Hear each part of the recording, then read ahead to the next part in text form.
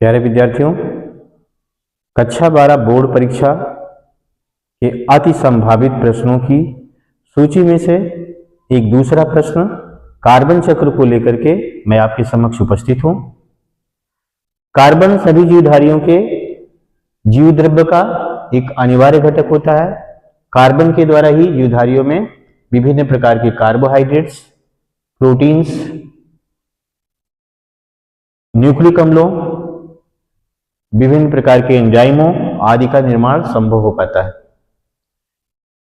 Carbon प्रकृति में carbon dioxide के रूप में वायुमंडल में मिलता है। इस कार्बन डाइऑक्साइड को हरे पेड़ पौधे प्रकाश संश्लेषण क्रिया के दौरान प्रयोग करके इसे भोजन का निर्माण करते हैं, जो कि मुख्यतः कार्बोहाइड्रेट होता है, जो बाद में प्रोटीन, फैट्स आदि में, न्यूक्लिक अम्लों आदि में इसी का रूपांतरण हो जाता है विभिन्न मेटाबॉलिक पाथवे के थ्रू।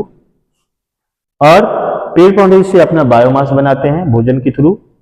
अब इन पेड़ पौधों के श्वसन क्रिया द्वारा भी कार्बन डाइऑक्साइड वातावरण में मुक्त होती है, या इन पेड़ पौधों को जलाने पर या इनकी मृत्यु होने पर इनके शरीर के बैक्टीरिया या फंजाई द्वारा विघटन होने पर भी ये कार्बन डाइऑक्साइड फिर से वातावरण को प्राप्त हो जाती है, और इस तरह से ये कार्बन फिर से वातावरण को वापस हो जाता है।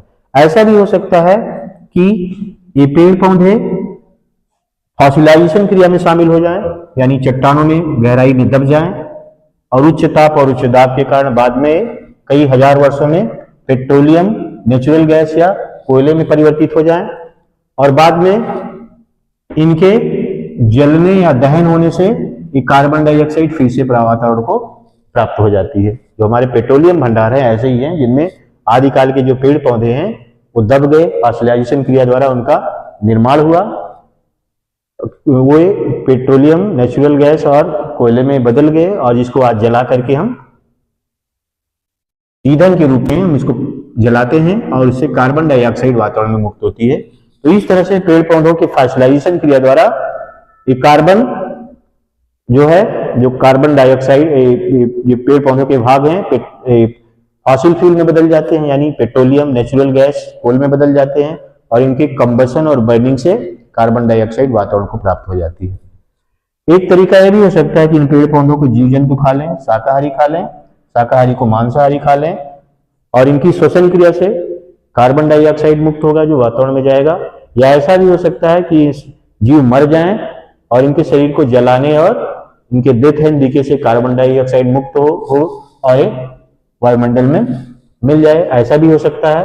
या एक प्रक्रिया यह भी है कि वायुमंडल का अधिकांश काफी कार्बन चट्टानों में तलछटीकरण की क्रिया में सम्मिलित हो जाता है। अनेक समुद्री जीव अपने खोलों का निर्माण इनसे करते हैं कैल्शियम कार्बोनेट के रूप में, और सभी जीवों की हड्डियां भी कैल्शियम कार्बोनेट की बनी होती हैं। इन तलछट चट्टानों में क्या होता है, जीवाश्मी चट्टानें होती हैं, इनमें क्या होता है, बड़ी मात्रा में कैल्शियम कार्बोनेट होता है। इस कैल्शियम कार्बोनेट के हाइड्रेशन क्रिया द्वारा भी कार्बन डाइऑक्साइड वातावरण को प्राप्त हो जाती है।